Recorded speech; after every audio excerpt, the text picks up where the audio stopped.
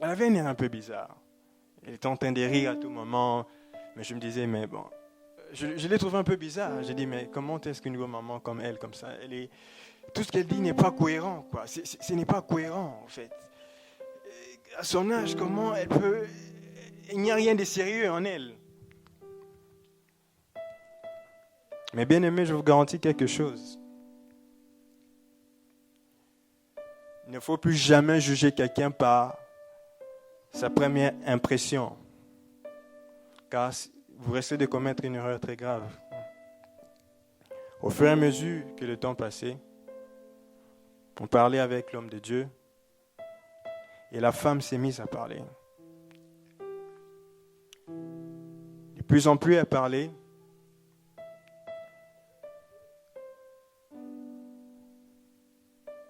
J'ai commencé à voir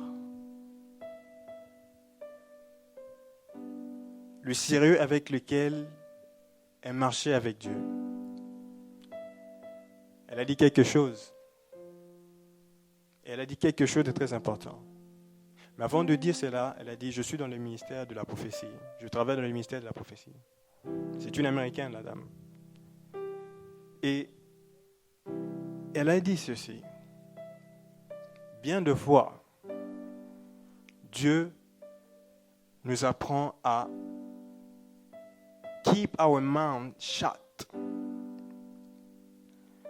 Et cela m'a référé directement au message que j'avais donné il y a 2 semaines passées. Elle a dit, Dieu apprend à ses serviteurs parfois de rester calmes, de ne pas trop parler. Pourquoi? Parce que il ne veut pas que ce que tu vas dire que tu puisses pas donner la stratégie de Dieu à l'ennemi, dévoiler la stratégie de Dieu à l'ennemi. Et cela a strike my mind. Ça m'a référé au chapitre 3 du livre d'Ézéchiel. Rappelez-vous que lorsque vous lisez le début du livre d'Ézéchiel, on dit que l'Éternel a envoyé Ézéchiel pour aller prophétiser au peuple d'Israël. Il l'a envoyé, mais ça ne dit pas quand est-ce qu'il a commencé à prophétiser. Il dit que non, je te dirai de faire ceci, dis cela, dis cela. Mais la Bible ne dit pas explicitement quand est-ce qu'il a fait. Dieu lui donne simplement des instructions. Mais en effet, Ézéchiel avait prophétisé. Il est allé avertir le peuple d'Israël pour leur mettre en garde, pour leur dire que l'Éternel était mécontent de leur comportement. Et avant d'arriver à la fin du chapitre 3, on dit que l'Éternel a dit à Ézéchiel, je collerai ta langue au palais de ta bouche et j'enverrai des personnes pour te ligoter et tu resteras enfermé dans ta maison. Ceci veut dire quoi? Ceci veut dire que le prophète n'est pas une personne qui parle n'importe comment. Il ne parle qu'avec autorisation de l'Éternel. Et lorsque la femme s'est mise à parler, elle n'a fait que confirmer. Elle n'a fait que confirmer un caractère d'un prophète. C'est-à-dire qu'un prophète est une personne qui sait tenir sa langue et qui ne parle que au moment où il faut et quand il est faux. Et lorsqu'elle a dit cela, j'ai pensé à ce que j'avais dit et à ce que j'avais enseigné il y a 2 séances passées. Je me suis dit, mais l'Éternel est grand, car il confirme sa parole. Il a confirmé quelque chose sur le prophète. Comment est-ce que le prophète doit se comporter? Un attribut du prophète, c'est rester calme. Parler que quand il est faux. Quand le besoin se présente. Et elle a donné un exemple. Elle a dit ceci. l'Éternel apprend au prophète de rester calme. Pourquoi? Parce qu'il ne veut pas que, en parlant, que le prophète puisse dévoiler les plans de Dieu à l'ennemi. Parce que lorsque le plan est dévoilé, l'ennemi va se déjouer de la tactique de Dieu. Elle a donné l'exemple de l'Irak. Lorsque les États-Unis sont allés attaquer l'Irak, la dernière fois que les États-Unis sont allés attaquer l'Irak, sous le règne de George Bush, on a dit que l'attaque était soudaine. C'était le matin directement, les Américains ont commencé à bombarder. Les Irakiens ne s'attendaient pas à cette attaque, elle était soudaine. Donc, ils n'ont même pas eu le temps de s'organiser. C'est la même chose avec Dieu. Quand l'Éternel t'utilise comme son prophète, il va te demander de rester calme, car il y aura des endroits où il va t'envoyer. Il va t'envoyer dans des zones de combat. Mais il ne voudrait pas que l'ennemi soit prévenu, car il veut le frapper de manière soudaine.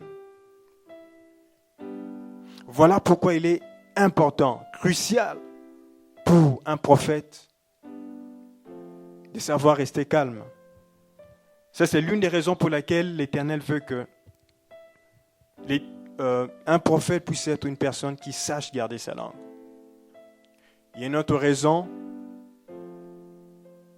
c'est l'humilité. Mais nous allons développer ça un peu plus tard, ce soir. Je vais développer ça un peu plus tard ce soir. Nous allons continuer avec ce qu'on avait entamé la fois dernière. On s'était arrêté au point 4, qui est très souvent, Dieu te fait prophète de son peuple, du peuple dont tu es issu, et veut que tu compatisses avec lui. Et comme référent, vous avez Ézéchiel chapitre 4, à partir du verset 4, où l'Éternel demande à Ézéchiel de se coucher sur un côté pendant 390 jours pour porter les péchés d'Israël. Et il lui demande de se coucher pendant 70 jours, je crois, pour porter les péchés de Juda. Ceci veut simplement dire que le prophète n'est pas simplement pour venir annoncer les malheurs, mais il est là aussi pour compatir. Parce que la finalité de Dieu, l'Éternel aime tellement son peuple, il aime tellement son peuple, qu'il prélève un prophète parmi son propre peuple pour aller annoncer ses oracles, pour aller prévenir, pour aller apporter son message. Et si l'Éternel t'envoie en tant que son prophète pour aller prophétiser le malheur, la finalité de l'Éternel, ce n'est pas de tuer, ce n'est pas de faire mal, mais c'est simplement de corriger, même lorsqu'il te punit. En fait, lorsque l'Éternel te punit, ce n'est pas dans l'intention de nuire ou de détruire, mais c'est plutôt dans l'intention de te corriger parce que tu es son peuple et il t'aime tant. Ça, c'était là où on s'est arrêté la dernière fois. Nous allons continuer ce soir. Le premier point est ceci. Aussi, l'Éternel ne laisse jamais son serviteur se corrompre. Il épargne de la sueur. On va lire Ézéchiel chapitre 4, versets 12 à 15. Mais avant de le lire, ça c'est la suite du point. L'Éternel ne veut pas que, lorsque vous lisez le chapitre 4, à partir du verset 12 à 15, ou tout le chapitre 4, vous allez remarquer que l'Éternel fait vraiment attention à son prophète. Il ne veut pas que son prophète puisse être mêlé à la masse. Il ne veut pas que son prophète puisse être essuyé. Et lorsque j'ai lu ce chapitre 4, il y a quelque chose que j'ai compris. Il y a un point que j'ai prélevé de ce chapitre 4. Le premier point est que l'Éternel ne veut pas que Ézéchiel puisse se nourrir de la viande. On va lire ça. L'Éternel ne veut pas qu'Ézéchiel puisse se nourrir de la viande animale, car il veut l'épargner de la malédiction, de la sueur, de la corruption. Nous allons lire cela. Si vous pouvez prendre avec vous vos Bibles. Ézéchiel chapitre 4.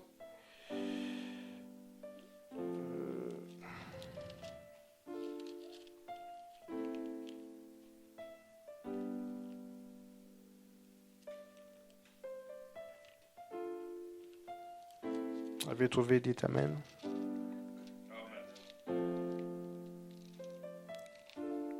Je vais lire à partir du verset 12 jusqu'au verset 15.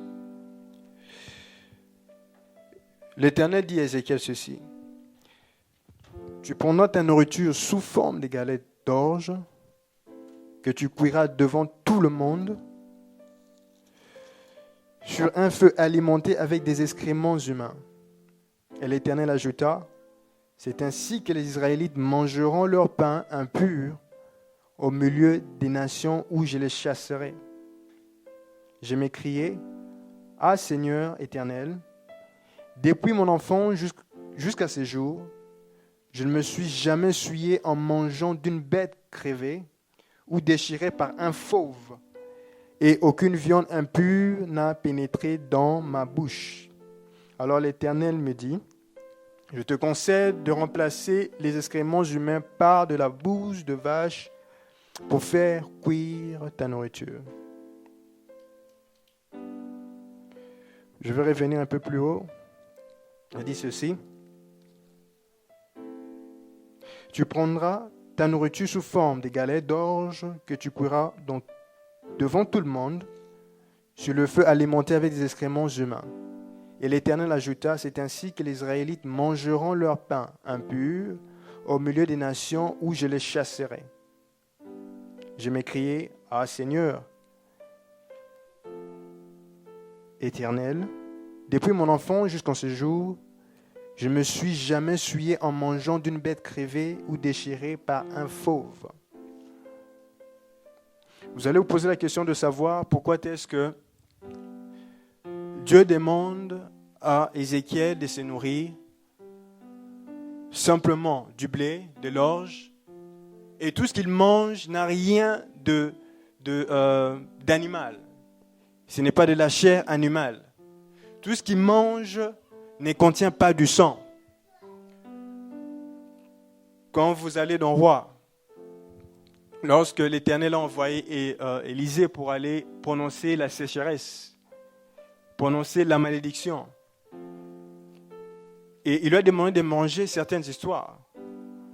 Et dans la liste de choses qu'il lui a demandé de manger, vous allez remarquer qu'il n'y a pas de viande. Il y a le blé. Il y a le blé. Tout ce qu'il mange n'est que végétal et fait à base de plantes. C'est quoi la signification? Pourquoi est-ce que l'Éternel est en train de restreindre le régime alimentaire de Ézéchiel? Simplement pourquoi l'Éternel veut que son prophète puisse manger tout ce qui est végétal et non pas animal. Pourquoi? Parce que tout ce qui est animal contient du sang. Et le sang a une signification. Le sang, pour l'Éternel, représente quelque chose qui porte la vie pour toute créature vivante. Le sang est une représentation de la vie pour une créature. Et le sang est utilisé pour l'expiation des péchés. Vous pouvez cela, nous pouvons partir dans Lévitique, versets 17 à 15. Lévitique, verset 17, chapitre 17, 15.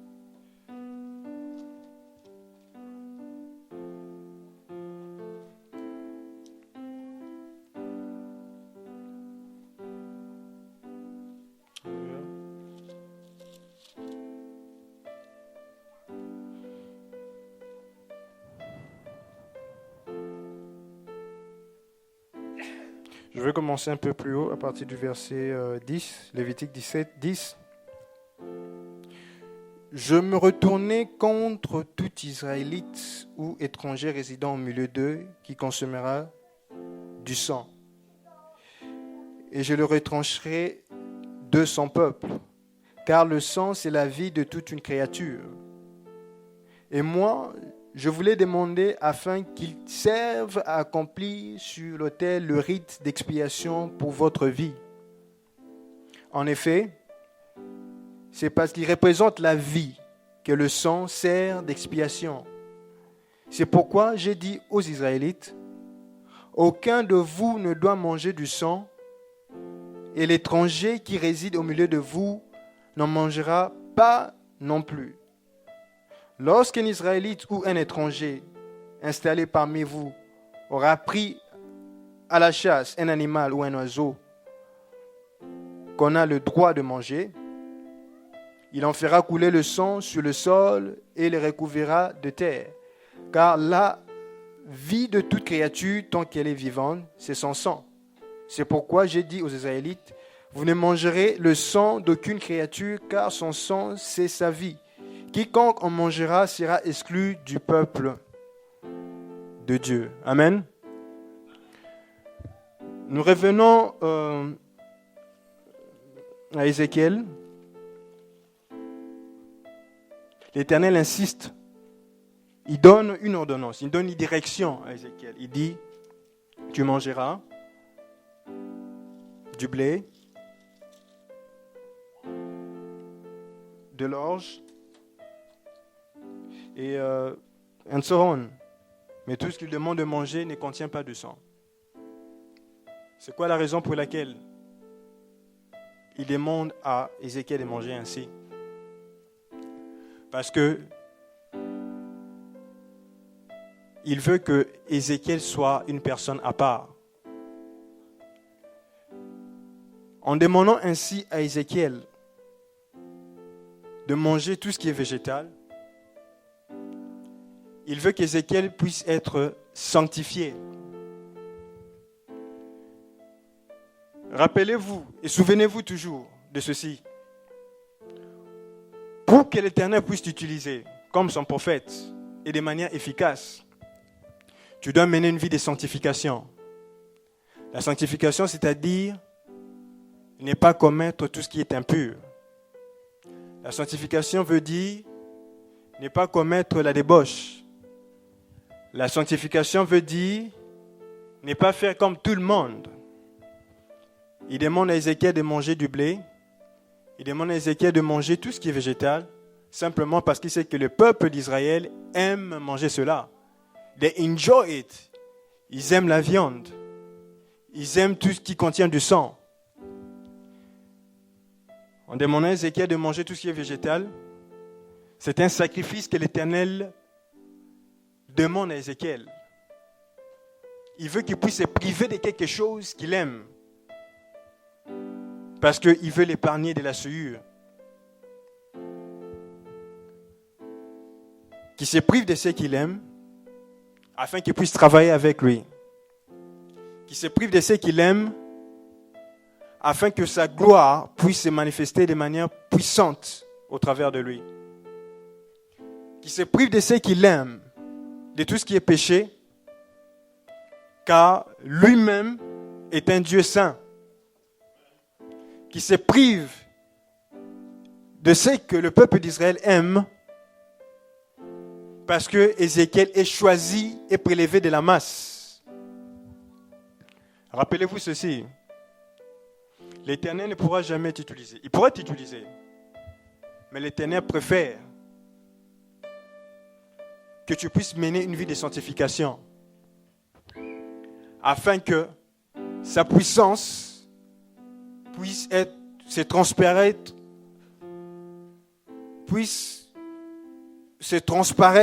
au travers de toi. Voilà pourquoi il demande à Ézéchiel, il dit, tu vas manger ceci, tu vas manger du blé, tu vas manger de l'orge.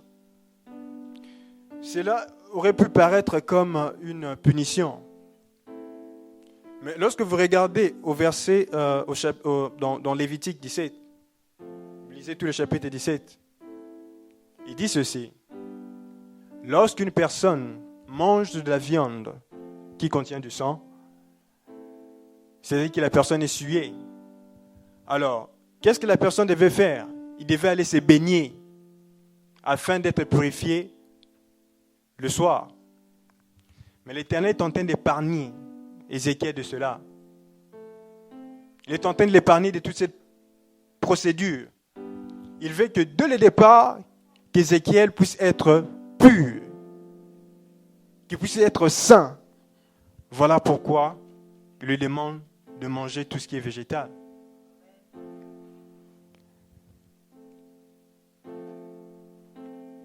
Dieu a mis quelque chose en vous. Mais il y a des conditions. Il faut mener une vie de sanctification. Si vous voulez devenir un prophète puissant, il faut mener une vie de sanctification. La parole de Dieu déclare que sans la sanctification, nul n'est capable de voir l'Éternel.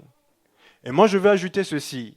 Sans la sanctification, il sera impossible d'exercer l'onction que Dieu t'a donnée dans sa plénitude, dans son maximum. Voilà pourquoi l'Éternel demande à Ézéchiel, il dit, prive-toi de tout ce qui est viande et mange simplement ce qui est végétal.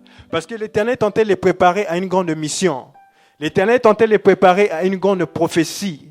L'Éternel est tenté de l'emmener à des endroits qu'il n'a jamais imaginés. Et pour voir de l'œil de l'Éternel, il faut lui ressembler, il faut être comme lui. Voilà pourquoi il demande à Ézéchiel, il dit, ne mange pas tout ce qui est viande. Si vous continuez plus bas, il dit ceci, tu cuiras ta nourriture avec des excréments humains. Les excréments humains viennent de l'homme, et l'homme est fait de chair, est fait de sang. Par conséquent, tout ce qui vient de l'homme est impur. Voilà pourquoi Dieu a trouvé quelque chose pour pallier à cela. Il lui dit, bon, ok, au lieu d'utiliser des excréments humains, tu vas utiliser de la bouse de viande pour cuire ton repas.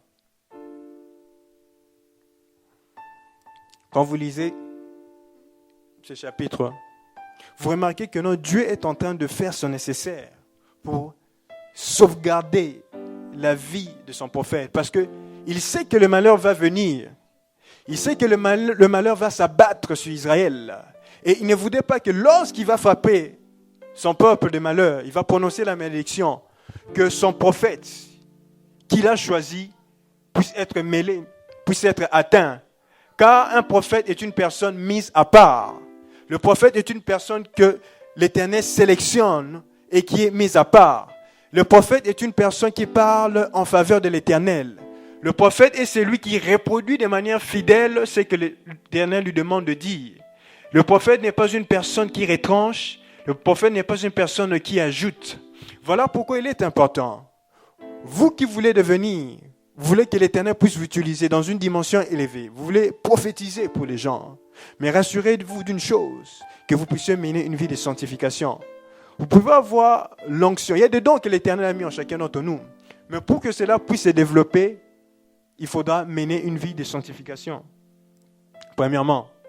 Et deuxièmement, il faudra mener une vie de consécration.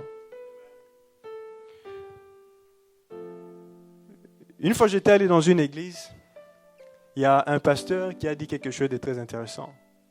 Il a dit ceci.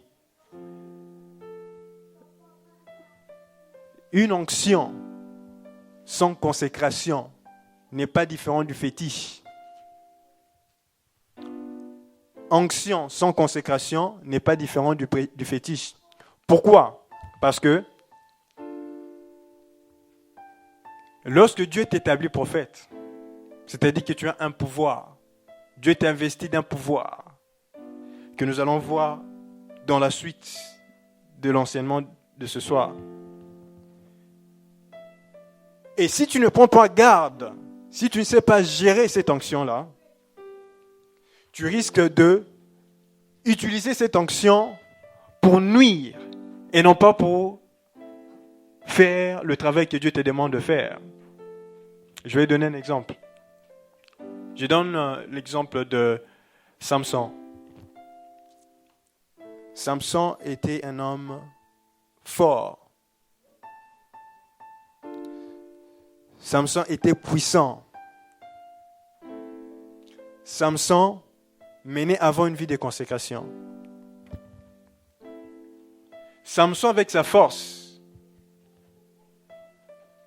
s'il n'avait pas une vie de consécration, il pouvait tout faire avec sa force. Il pouvait se mettre à tuer des gens. Il pouvait se mettre à commettre des dégâts.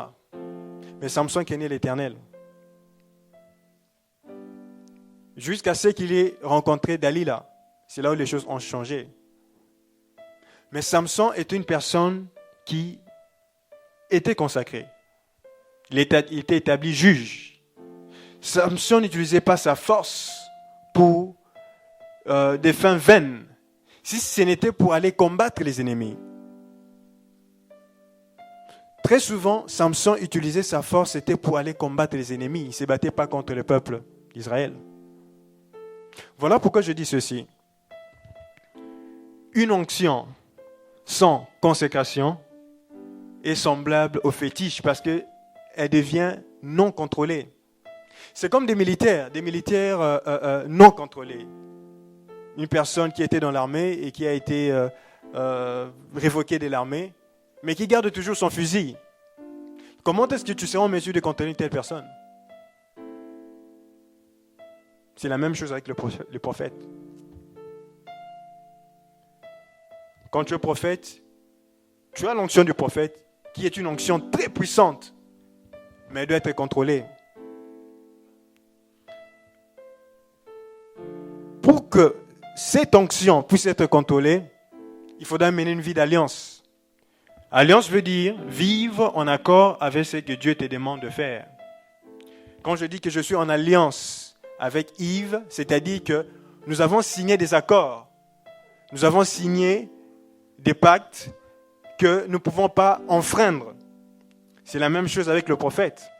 Voilà pourquoi l'Éternel demande à Ézéchiel, il dit à Ézéchiel, je collerai ta langue au palais de ta bouche. Parce qu'il sait qu'il suffit d'une moindre erreur afin qu'un dégât puisse être vite commis. Il suffit d'un simple mot venant du prophète afin qu'un malheur puisse arriver, Alors pour prévenir cela, Dieu a une manière d'établir, a une manière de contrôler l'action du prophète.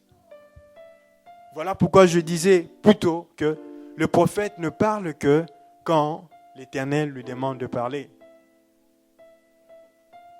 Tu peux recevoir une révélation de Dieu, mais ça ne veut pas dire que c'est le moment pour délivrer cela. Il faut attendre l'autorisation de Dieu. Voilà pourquoi Dieu dit à Ézéchiel, tu vas rester chez toi.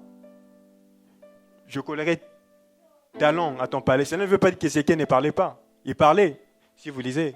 Mais simplement, il ne prophétisait plus pendant ces moments-là. Il dit que j'enverrai des gens pour venir te ligoter. Et quand vous lisez l'histoire d'Ézéchiel, toutes les fois, il disait que, la Bible dit ceci, lorsque tu entendras ma voix, tu diras ceci. Lorsque tu entendras ma voix, tu diras ceci. C'est-à-dire que Ézéchiel ne parlait que en faveur de l'Éternel. Il n'inventait rien. Et il ne parlait qu'au moment et sous l'autorisation de Dieu. Premièrement. Deuxièmement, si nous pouvons continuer au chapitre 5. Je vais commencer un peu plus tôt, à partir du verset 16 du chapitre 4. Fils d'homme, je vais supprimer toute réserve de pain dans Jérusalem. Ses habitants mangeront dans l'angoisse du pain strictement rationné et ils boiront dans la détresse de l'eau en quantité mesurée. Ils manqueront de pain et d'eau, ils seront tous ensemble épouvantés et ils dépériront à cause de leurs péchés. Écoute, fils d'homme, prends une épée affilée et serre-t'en comme d'un rasoir.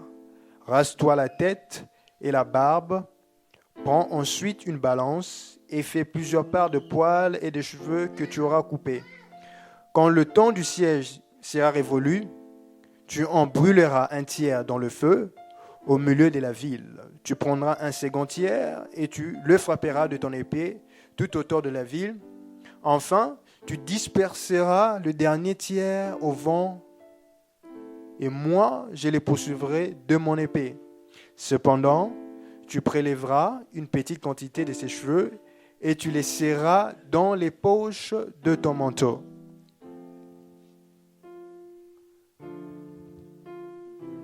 Avant de commencer l'étude sur le livre d'Ézéchiel, j'ai dit quelque chose. La Bible est un livre qui utilise les figures des styles. Et j'ai dit que le Nouveau Testament utilise la parabole. Très souvent, la parabole qui est un récit fait des événements de la vie quotidienne, de la vie courante, pour donner un enseignement. Quand vous entendez Jésus parler dans le Nouveau Testament, très souvent, il parle sous forme de parabole. Lorsque vous lisez l'Ancien Testament, très souvent, c'est la métonymie, qui est une figure de rhétorique, c'est-à-dire la métonymie qui est une comparaison, simplement. J'ai donné l'exemple, le tout pour la partie, le contenu pour le contenant, mais dans ces cas spécifiques, l'Éternel dit à Ézéchiel, il dit, rase tes cheveux, rase ta barbe, et il lui donne les instructions, ce qu'il va faire avec tout cela. La partie pour le tout, qui est une figure de rhétorique, je ne sais pas d'entrer de manière scientifique, mais c'est simplement ce que la Bible utilise ici. La barbe, les cheveux. Quand je dis par exemple, j'ai vu une face passer au devant de l'église. En réalité, ce n'est pas la face que j'ai vue. Je vais simplement dire que j'ai vu une personne passer à côté de l'église. C'est la même chose qui se passe ici dans la Bible. L'Éternel demande à Ézéchiel, il dit, coupe la barbe, coupe les cheveux. Mais que représente la barbe et les cheveux? La barbe et les cheveux représentent simplement toute personne d'Israël, la population d'Israël. C'est ça la représentation des cheveux et de la barbe. Il dit à Ézéchiel, il dit ceci, il donne les instructions, il a dit, prends ensuite une balance, fais plusieurs parts de poids, les cheveux que tu auras coupés. Quand le temps du ciel sera révolu, tu en brûleras un tiers dans le feu. Au milieu de la ville, tu prendras un second tiers, tu le frapperas de ton épée tout autour de la ville. Enfin, tu disperseras le dernier au vent, et moi je disperserai de mon épée.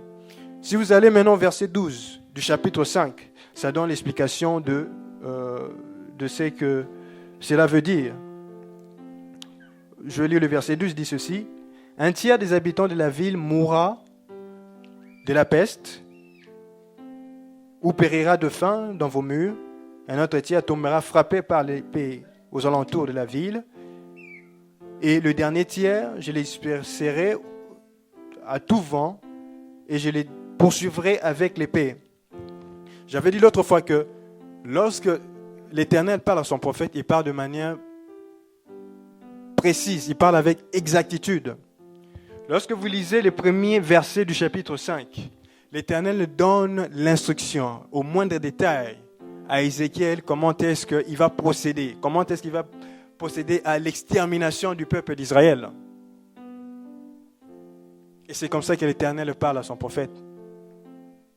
Un prophète est celui qui connaît les moindres détails, car il est élevé à la dimension de Dieu. Lorsque vous lisez le premier chapitre du livre d'Ézéchiel, ça dit ceci, que l'Esprit de Dieu est apparu à Ézéchiel et qu'il a été élevé, qu'il a été emporté, et il a été emporté là où se trouvait le peuple d'Israël, dans les camps des réfugiés. Il n'a pas été élevé de manière physique, mais il a été élevé spirituellement, c'est-à-dire son esprit a été en contact, connecté avec Dieu pour lui permettre de voir ce qu'un homme normal ne peut pas voir. Voilà pourquoi un prophète est une personne élevée. Un prophète est une personne proche de Dieu car il est son porte-parole. Lorsque vous regardez dans le gouvernement américain, il y a le président Obama. S'il n'est pas disponible, il y a le porte-parole de la Maison-Blanche qui fait rapport de ce qui se passe dans le gouvernement. Il sert de bouche, il sert de voix au président de la République. C'est la même chose avec le prophète. Ézéchiel est élevé pour voir ce que les autres ne peuvent pas voir. Ézéchiel n'est pas un étranger. Il a été tiré de la masse. Voilà pourquoi je dis que très souvent, l'Éternel est établi prophète de son peuple pour aller prophétiser pour son peuple. Regardez l'exemple de Moïse, regardez l'exemple d'Élie. Et maintenant, vous avez Ézéchiel. Toutes ces personnes-là, quand vous regardez, ce ne sont pas des personnes étrangères. Ce sont des personnes que Dieu a choisies de sa population pour aller parler en faveur de l'Éternel. Mais pour exercer, se mettre dans cette position-là, il faut que tes yeux puissent être ouverts. Et pour que il faut que tes yeux puissent être ouverts, il faut que tes oreilles puissent en mesure d'écouter, il faut que ta bouche puisse être déliée pour pouvoir exercer le boulot du prophète. Voilà pourquoi je dis qu'il est très important de mener une vie de sanctification. Car très souvent, ce qui nous empêche d'exercer dans la plénitude la prophétie que Dieu a mis en nous, c'est que la qualité de nos oreilles, c'est que les oreilles peuvent écouter, est-ce que cela plaît à l'Éternel? La qualité de ce que nos yeux peuvent voir, est-ce que cela plaît à l'Éternel? Et la qualité de ce que notre bouche peut dispenser, est-ce que cela est édificatif? On va lire le verset Éphésiens chapitre 5. On va lire quelques versets pour simplement vous montrer comment est-ce qu'il est important, il est crucial de mener une vie de sanctification en tant que prophète. Éphésiens 5.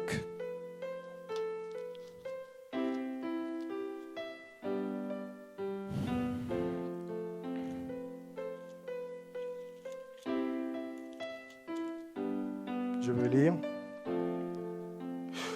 Puisque vous êtes les enfants bien-aimés de Dieu, suivez l'exemple de votre Père. Que toute votre vie soit dirigée par l'amour, comme cela a été le cas pour le Christ.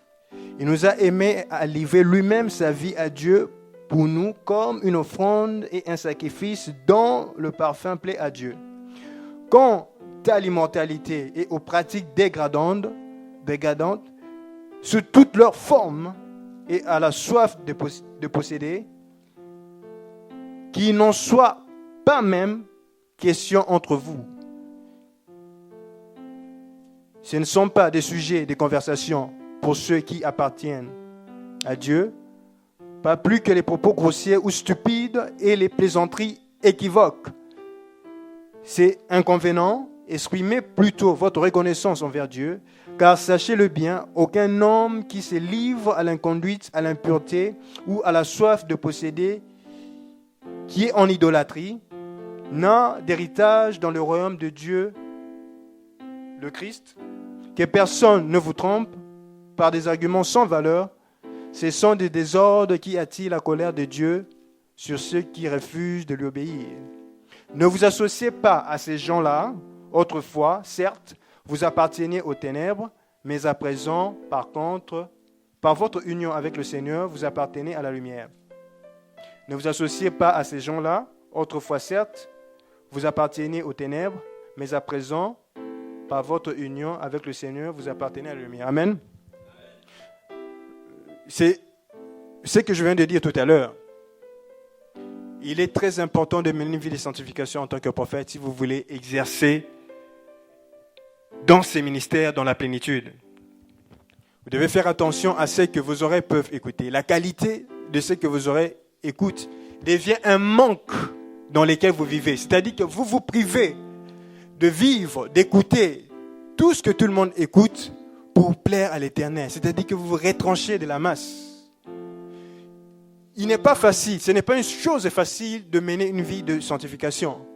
Et pour mener une vie de sanctification, tout dépend de la volonté. La sanctification dépend de la volonté, de ta propre volonté. Ce n'est pas Dieu qui va te dire, mon frère et ma soeur, je veux que tu puisses être saint. La sanctification est un effort, d'abord personnel. C'est quelque chose que tu dois désirer au-dedans de toi. Mener une vie de sanctification. Évitez de regarder des films pornographiques. Évitez d'écouter la musique de Koffi Olomide. Évitez d'insulter. Dis toujours des paroles qui plaisent. Quel que soit ce que les gens disent sur toi, quelles que soient les paroles méchantes que les gens prononcent sur toi, mais tu es là toujours pour prononcer des paroles d'encouragement, des paroles de consolation, des paroles de joie, des paroles qui apaisent. Ce sont là les qualités d'un prophète. C'est ce à quoi l'Éternel nous appelle. Il veut que nous puissions mener une vie de sanctification.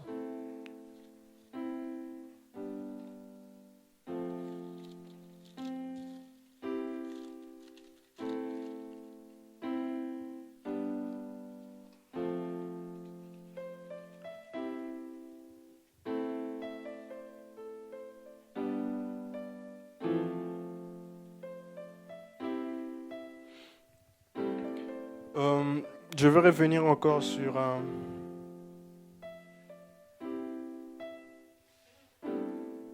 la signification de raser la barbe, raser les cheveux.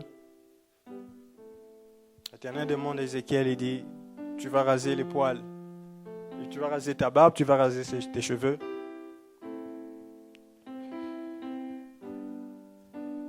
Ceci représente ceci. Ceci représente simplement l'humilité.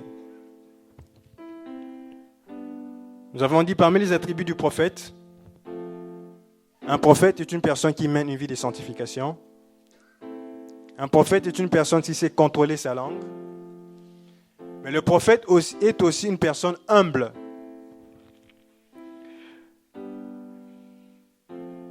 Nous allons aller dans 2 Samuel, verset 10, 2 Samuel chapitre 10, 4 à 5. Il y a quelque chose de très important que je voudrais vous montrer. Comment est-ce que l'humilité est quelque chose de crucial, quelque chose de très important dans la vie d'un prophète. L'Éternel ne peut pas t'utiliser comme son prophète si tu n'es pas humble. Pourquoi? Parce que il veut que toute la gloire puisse lui revenir. Quand tu n'es pas humble, cela va empêcher que sa puissance puisse se transparaître par toi. Lorsque tu n'es pas humble, c'est-à-dire que tu accomplis tout par ta propre force et tu ignores que la puissance que tu as acquise vient de Dieu. L'Éternel utilise le prophète pour des missions difficiles, des missions délicates. Et pour que la puissance du prophète puisse sortir, il faudrait qu'il puisse être rabaissé et que l'Éternel puisse être élevé, quoi. Nous allons voir cela dans 2 Samuel chapitre 10, versets 4 à 5.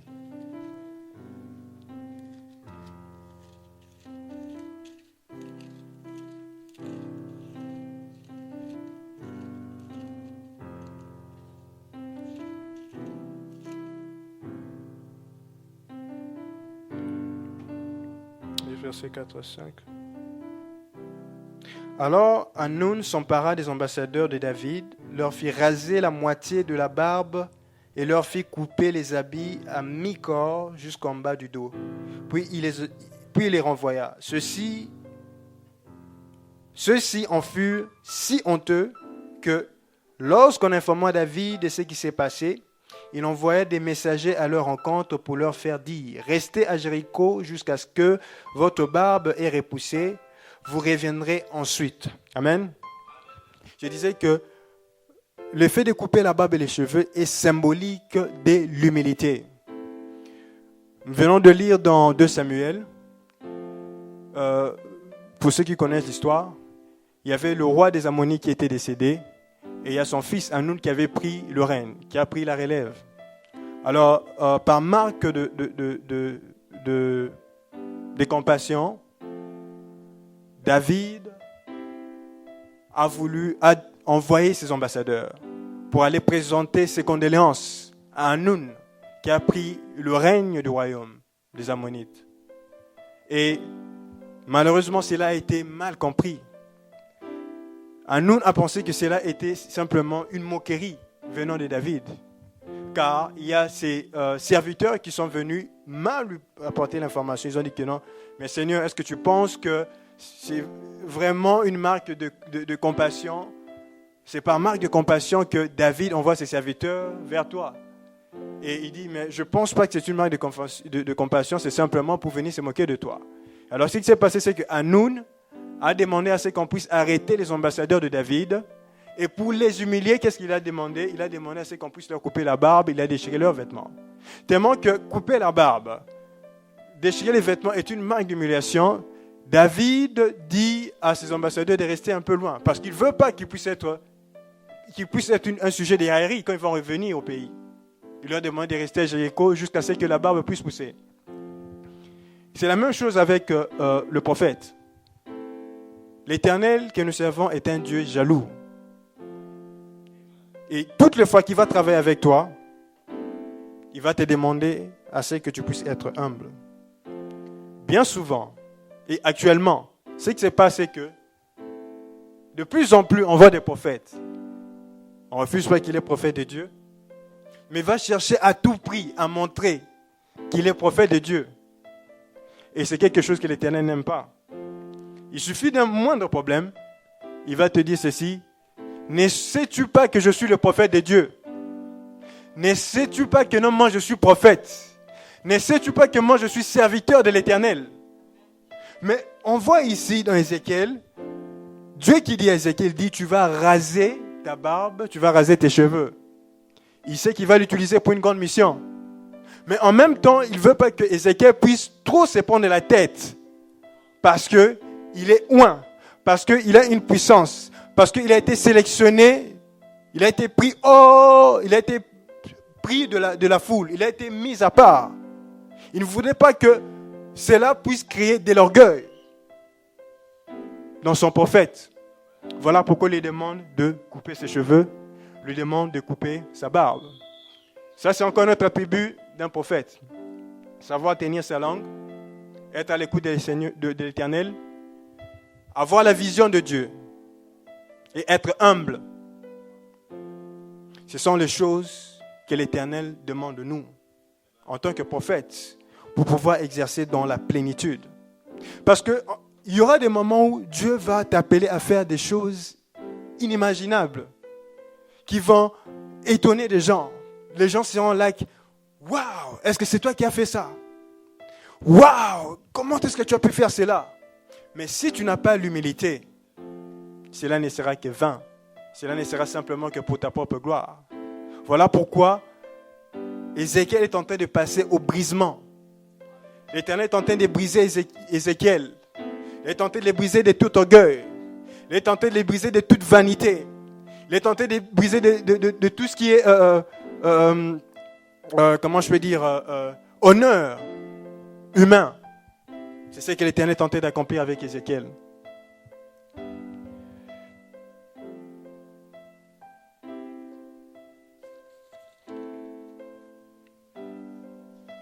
Le troisième point est que il n'y a aucune situation ou événement qui demeure caché à un prophète. Il n'y a aucun problème qui demeure caché à un prophète, car Dieu lui-même le lui révèle. Dieu révèle tout problème caché, le problème caché jusque même dans la racine. Nous pouvons lire Ézéchiel chapitre 8, versets 6 à 11.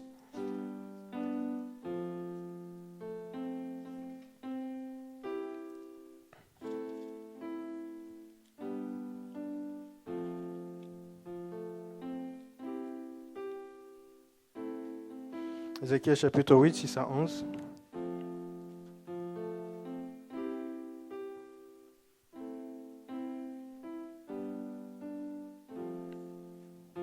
Je vais commencer plus haut, verset 5.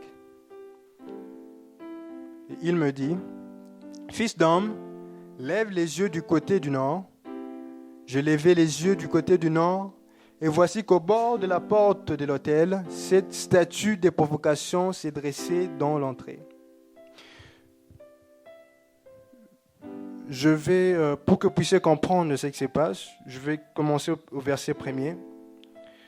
Le 5e jour du 6e mois de la 6e année, j'étais assis chez moi et les responsables du peuple de Juda étaient assis devant moi. Soudain, la main du Seigneur, l'Éternel, tomba sur moi. Je regardai et je vis un être qui ressemblait à un homme. Au-dessous de ce qui semblait être ses reins, c'était comme du feu, et au-dessus, il y avait comme l'éclat d'un métal. Cet être tendit une forme de main et me saisit par une mèche de mes cheveux. L'Esprit me souleva entre le ciel et la terre et me transporta dans une vision divine à Jérusalem. À l'entrée de la porte de parvis d'intérieur du temple, celle qui est entourée vers le nord, où se trouve la statue de la provocation, celle qui provoque l'Éternel, qui ne tolère aucun rival. Et voici que la gloire de Dieu d'Israël m'apparut là, exactement comme je l'avais vu dans la plaine. Et il me dit: Fils d'homme, lève les yeux du côté du nord. Je levai les yeux du côté du nord, et voici qu'au nord de la porte de l'autel, ces statues de la provocation s'est dressée dans l'entrée. Il me dit encore, fils d'homme, vois-tu ce qu'ils font? Regarde les pratiques si abominables que les Israélites commettent en ces lieux pour m'éloigner de mon sanctuaire. Mais tu en verras encore plus grave.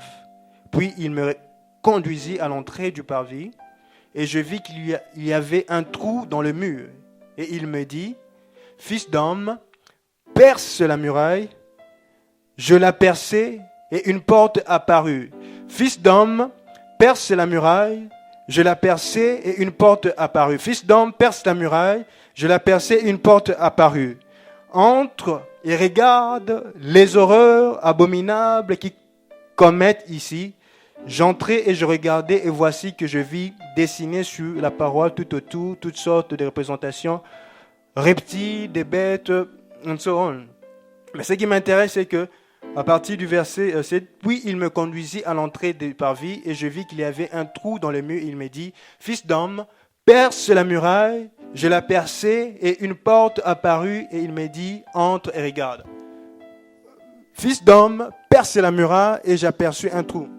Il disait tout à l'heure que l'Éternel révèle les choses cachées même dans la racine au prophète. Voilà pourquoi les yeux du prophète ne sont pas les yeux d'un homme normal. Voilà pourquoi les yeux d'un prophète sont comme les yeux d'un aigle. L'autre fois, j'ai dit que l'Éternel élève le prophète à une dimension pour avoir une vue de percée comme un aigle. Lorsqu'un aigle, à partir de son hauteur, il est capable de voir le poisson qui est caché sous l'eau. C'est la même chose avec le prophète. L'Éternel utilise le prophète, il change sa vue, il change sa vision, de telle sorte que sa vision devient une vue dépercée. Le prophète est capable de voir même ce qui est caché il y a des années, même ce qui est caché en bas des bunkers, ce qui est caché en bas des montagnes, ce qui est caché en bas du volcan. Le prophète est capable de le voir parce que ce sont non plus ses yeux qui voient, mais ce sont les yeux de l'Éternel qui l'utilisent. Voilà pourquoi je dis ceci. L'Éternel va vous utiliser comme des prophètes. Vous allez aller prophétiser chez les sorciers de vos familles. Il y a des choses qui sont en train de se passer dans vos familles que vous n'avez pas encore compris, que ne vous voyez pas encore. Mais parce que désormais, ça ne sera plus vos yeux qui verront, ça sera les yeux de l'Éternel qui placera en vous. Vous serez capable de détecter la magie, le maraboutage, la sorcellerie, tous les complotages qui se passent jour et nuit contre vous. Voilà pourquoi vous avez besoin de l'Esprit de Dieu. Voilà pourquoi vous avez besoin de la vision de l'Éternel. Afin que vous puissiez percer les murs. Afin que vous puissiez créer des trous. Afin que vous puissiez voir ce que le diable est en train de faire pour nuire votre vie. Voilà pourquoi nous avons besoin de l'Esprit de l'Éternel. Il est important d'être élevé à la dimension élevée comme Dieu. Si vous lisez au chapitre 8, vers le premier verset, il dit ceci. L'Esprit de Dieu, au 6e jour, je regardais, je ressemblais, je vais juste paraphraser. Ézéchiel dit qu'il a été encore élevé par l'Esprit de Dieu. Il devait encore être élevé parce que l'Éternel le préparait cette fois-ci à prophétiser pour une deuxième fois. L'Éternel va vous élever. L'Éternel va vous élever afin que vos oreilles puissent être sensibles à ce qu'il vous dit, afin que votre bouche puisse être déliée lorsqu'il va vous dire de prononcer, afin que vos regards, votre vue puisse être capable de voir, de percevoir, de percer les murs, de percer l'opacité, de pouvoir détecter ce que le diable est en train de faire contre votre vie. Alors nous allons nous arrêter ce soir. Il y a tellement de choses à dire par rapport à ces livres. Mais je ne pense pas que 4 séances seront suffisantes pour pouvoir décortiquer tout ce qui se trouve dans ces livres d'Ézéchiel. Mais ce soir, nous allons nous arrêter ici. J'ai besoin de prier pour 3 personnes ce soir. Et je vais demander l'aide du pasteur Aaron, s'il peut venir prier avec moi. Je voudrais qu'on puisse prendre un moment. Il nous reste 25 minutes pour prier. Je vais demander qu'on puisse prendre un moment. Nous allons demander que l'Éternel puisse se révéler à nous. Que l'Éternel puisse nous montrer